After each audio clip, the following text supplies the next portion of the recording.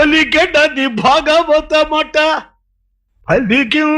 పలికించెడువాడు రామభద్రుండట పలికిన భవహరమగునట పలికెదా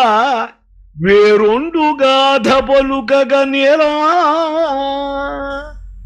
ఏది పలికితే నా జన్మ సార్థకమవుతుందో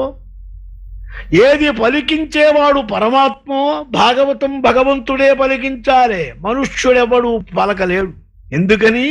ఆయన మహామహిమను అర్థం చేసుకోగలవాడు ఉంటాడా జీవకోటిలో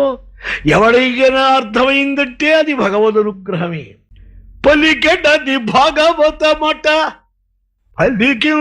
పలికించెడువాడు రామభద్రుండట పలికిన భవహరమగునట పలికెదా వేరొండు గాథ పలుకగనేలా